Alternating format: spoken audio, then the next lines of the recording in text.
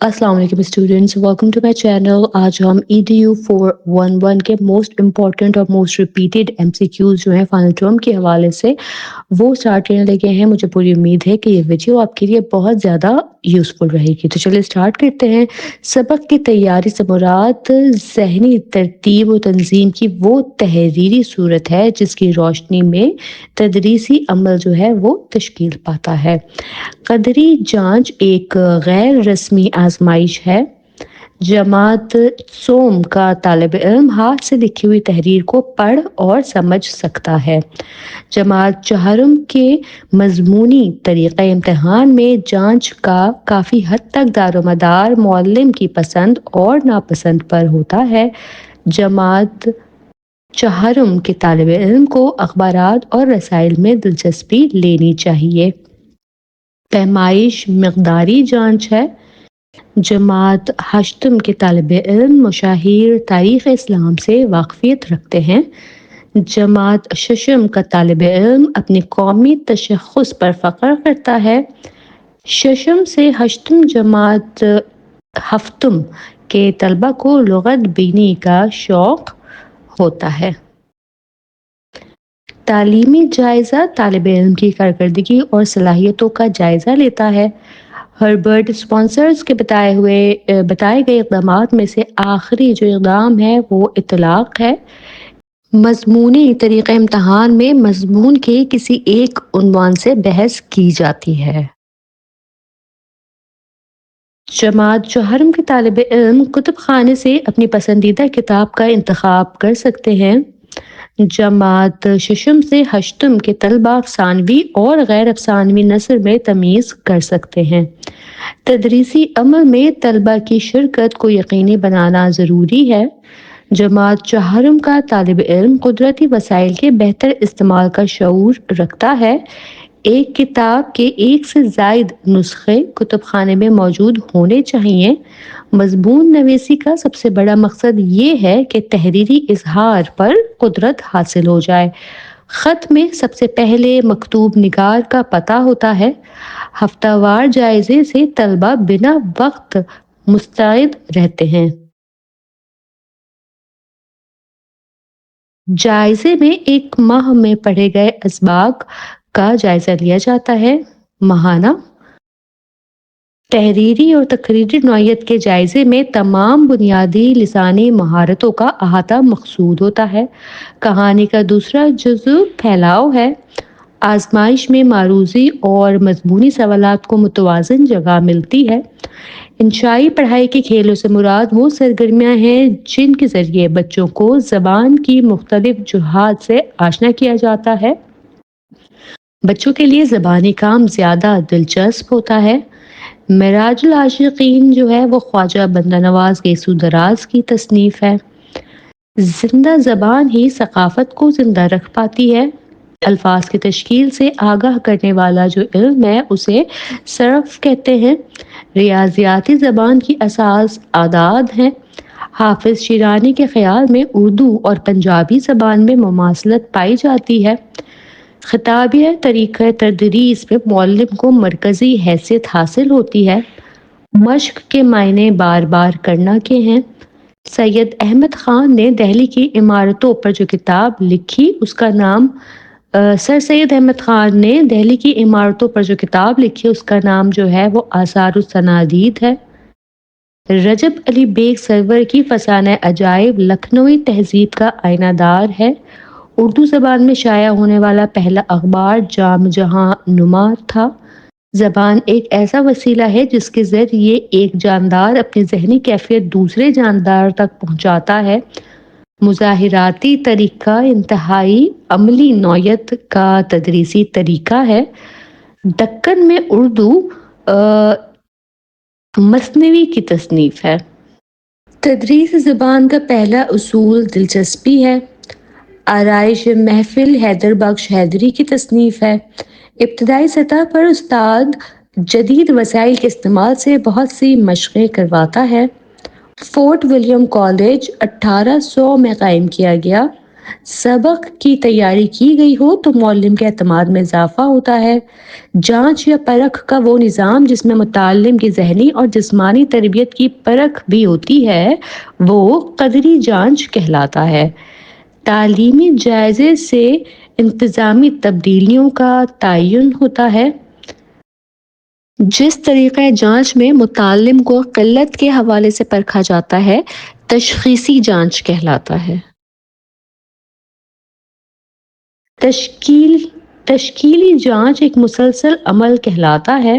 پڑھائی کے دوران تدریس اور زبانی سوالات کیے جانے چاہیے۔ زیادہ زبان کے مضامین میں قدری جانچ کس حد تک غیر موزوں ہے؟ تحصیلی جانچ کے لیے ضروری ہے کہ پرچہ طلبہ کو ذہنی مشق کا موقع دے۔ ذوقی سبق کی تیاری میں طلبہ کی سابقہ معلومات سے واقفیت ضروری ہے۔ سبق کی تیاری کی گئی ہو تو منطقی طور پر سبق کی تدریس زیادہ سہل ہو جاتی ہے۔ قواعدی لوازمات میں یہ جائزہ لیا جاتا ہے کہ متعلم الفاظ اور جملوں کی ساخت کے بارے میں کیا جانتا ہے۔ پیمائش کا دائرہ کار تحریر تک محدود ہے۔ جس طریقہ جانچ میں متعلم کو قلت کے حوالے سے تشخیصی جانچ کہلاتا ہے۔ سبق کی باقاعدہ تدریس کے مرحلے کو ہربرٹ سپنسر نے پیشکش کا نام دیا ہے۔ تعلیمی جائزہ سے انتظامی تبدیلیوں کا تعین ہوتا ہے۔ جماعت میں تفریح کی فضا کی وجہ سے طلبہ سبق میں زیادہ دلچسپی لیتے ہیں۔ پڑھائی کی جانچ کرتے ہوئے یہ بھی دیکھا جاتا ہے کہ بچے کو سوچ بچار کر کے الفاظ بنانے پر کس حد تک قدرت ہے۔ تدریسی عمل میں ایک خاص چیز جو ہے وہ بس مقاصد ہوتے ہیں۔ علمیتی کارکردگی سے مراد عددی جائزہ ہے۔ عددی لکھائی کے لیے ضروری ہے کہ خوش خط اور مناسب رفتار میں لکھی جائے۔ معروضی جانچ میں توجیہ و تشریح کا فقدان ہوتا ہے۔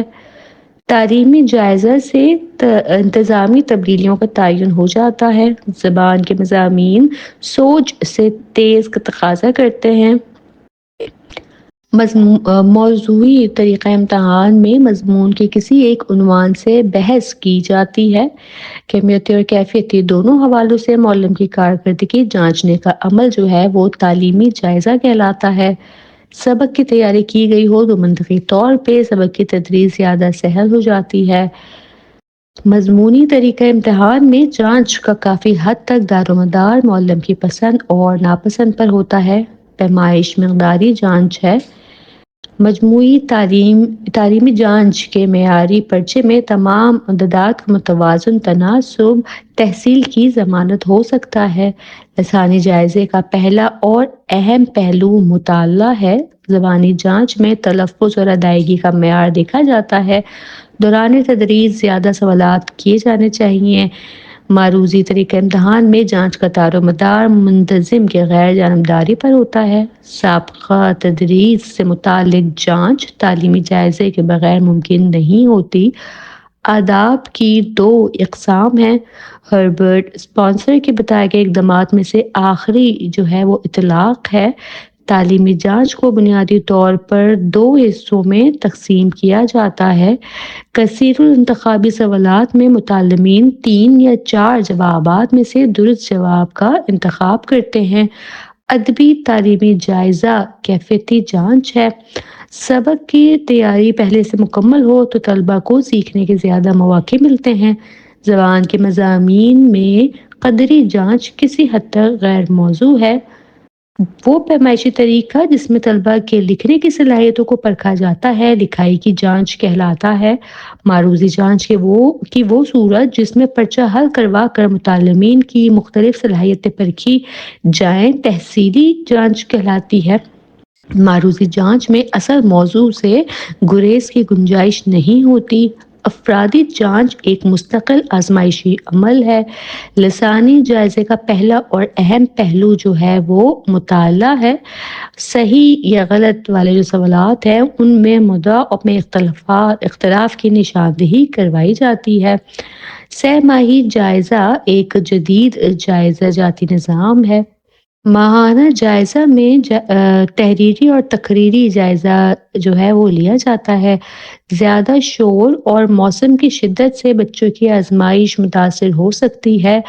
سہ ماہی طریقہ امتحان تمام جماعتوں کے لیے یکساں طور پر مفید ہے۔ شش ماہی جائزہ چھوٹی جماعتوں کے لیے موزوں نہیں ہوتا۔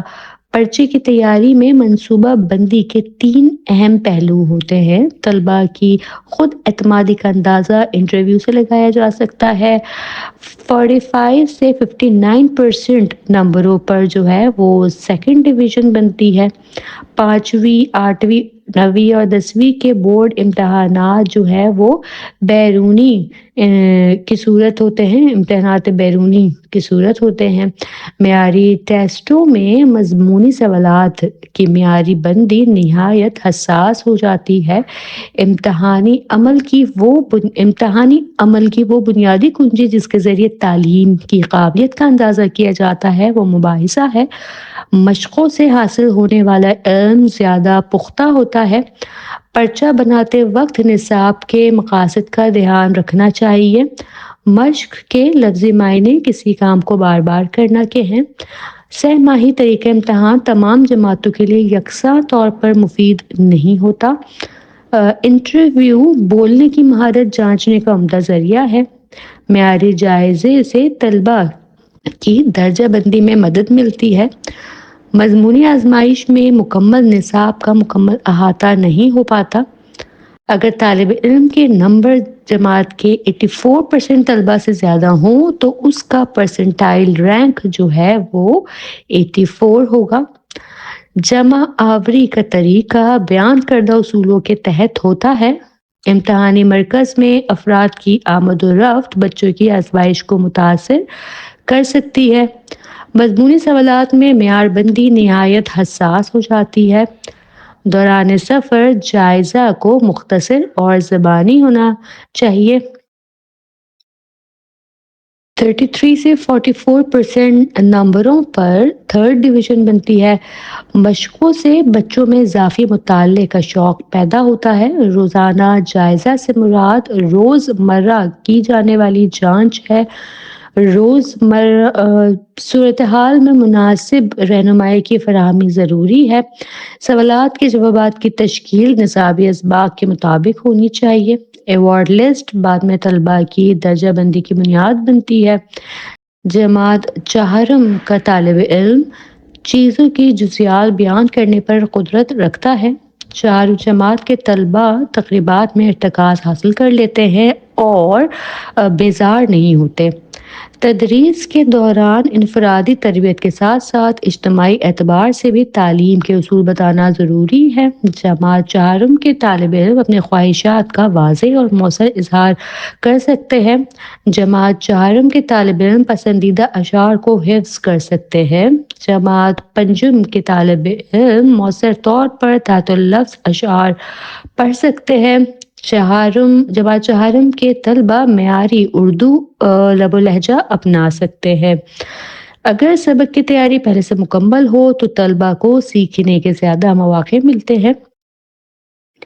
اس کے ساتھ ہی ہماری یہ ویڈیو بھی یہی مکمل ہوتی ہے۔ مجھے امید ہے کہ یہ MCQs آپ کے لیے بہت زیادہ فائدہ مند رہیں گے۔ میرے ان MCQs کو اپنے فیلو اسٹوڈنٹس تک وچن یونیورسٹی کے ڈفرینٹ گروپس میں ضرور شیئر کیجیے گا تاکہ میکسیمم اسٹوڈنٹ تک یہ پہنچ سکے اور وہ اپنے فائنل ٹرم کی اچھی تیاری کر سکیں۔ ویڈیو پسند آئے تو لائک ضرور کیجیے گا۔ آپ کا ایک چھوٹا سا لائک مجھے بہت سپورٹ کر سکتا ہے۔ چینل ضرور سبسکرائب کر لیجیے گا اور اسے اپنے فیلو اسٹوڈنٹ سے بھی سبسکرائب کرنے کی ریکویسٹ کیجیے گا۔ کوئی کمنٹ، کوئی فیڈ بیک اگر آپ کا ہو تو آپ مجھے کمنٹ سیکشن میں ضرور بتائیے گا۔ میں پوری کوشش کروں گی کہ آپ کو ٹائم بھی رسپانس کر سکوں۔